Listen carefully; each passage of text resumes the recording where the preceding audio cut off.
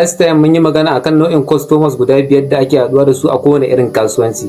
Sannan Allah ya ba mu iko mun yi bayanin guda 3 daga ciki da kalar tunanin kowanne daga cikin su. And their psychologically emotions and thinking ne da kowannen su yake ji da tunani da yadda yake yanke hukunci lokacin da zai siyi kaya. So that mun dan yi tsokaci akai a bidiyon mu na baya. So that idan baka kalla baka koma ka kalla don wannan shine karshen bidiyon da muka yi a baya. Kuma ka kalla to za mu karasa ragowar mutum na 4 da na 5 da muke haɗuwa da su, na irin nau'in mutanen da muke haɗuwa da su a kasuwanci da yanayin yadda tunanin su yake da yadda suke yanke hukunci idan za su sayi kaya. So that nau'in customer na 4 daga cikin nau'ikan customers shine mai tasiri, wato power mind. Wane ne shi irin nau'in customer din nan kenan? Shine mutumin da yake son iko, jagoranci da rinjaye. Psychology din irin wannan nau'in customer din shine dominance motivation. Irin wannan customer din yana jin daɗi idan ana sauraron sa, sannan yana jin daɗi idan ya ji yana da control, ma'ana ana ba shi damar da zai ci wani abu a tattaunawar cinikayya ko kasuwancin, sannan kuma ana ɗaukan maganar tasa da mahimmanci, sannan yana so ya ji yana gaba da wasu. Yadda zaka sayo da irin wannan nau'in customer din kaya shine ka yi amfani da advantage, strategy, edge, leadership tools. Duk zamu zo za mu yi bayanin wa'annan.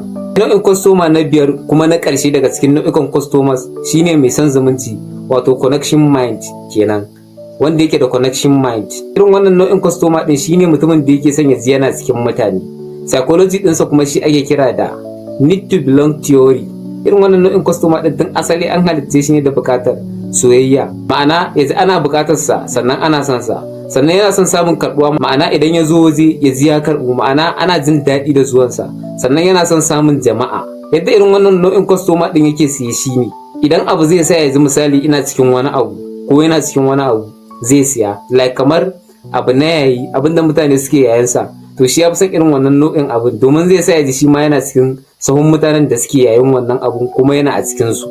Misali na tallan da yake ɗaukan hankalin su shine misali sai ka ce join na community na mutane masu buri. Ga abu ne da ya haɗa haɗaka da mutane, to wannan zai yi saurin jan hankalin irin wannan nau'in customer din. So that har kullun abin da nake gaya muku shine customer ba kaya suke son siya ba, suna siyan yadda kayan zai sa su ji ne.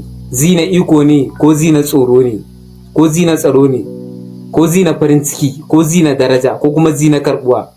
Shi yasa mutum yana zuwa wajen kasuwancin ka, first step and procedure da zaka fara amfani da shi shine ka tsaya ka nutsu kafin ma ka fara cinikayya da customer. Ka tsaya ka fara fuskantar wani irin nau'in mutum ne shi da nau'ikan tunaninsa, sannan ka fahimci me sai damuwarsa. Da wannan za ka yi amfani wajen sarrafa tunaninsa yanzu kamar kana kallon abin da yake cikin zuciyarsa. Sannan kai ma ta fannoni biyu za ka ribata.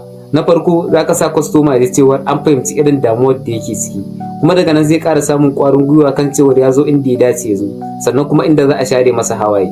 Riba ta biyu kuma ita ce zai kasance za ka siyan masa da kaya ba wahala ba wahalarwa, ba ka nuna masa wancan ya ce bai yi ba, ka nuna masa wancan ya ce shi ma bai yi ba. Dan na faɗa maka wata babbar gaskiya mai girma, idan tallanka yana magana game da kaya ne, kana fafatawa da farashi ne, kuma za ka yi ta ci gaba da fafatawa da farashi. Amma idan tallanka yana magana da zuciya ne, to za ka kasance kana mulkin kasuwa. Ba sai ka canza samfurinka ba, kawai ka canza yadda kake fahimtar mutane idan sun zo wajen kasuwancinka.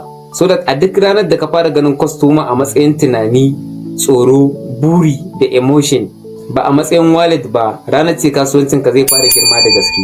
Idan kai dan kasuwa ne, to ka ceci kanka da kasuwancinka idan ka fahimci wannan. Sannan ka rubuta mana a comment wani irin customer kake yawan samu da haduwa da shi, domin kamar yadda na faɗa muku, wanda ya fahimci mutane to tabbas shine yake mulkin kasuwa.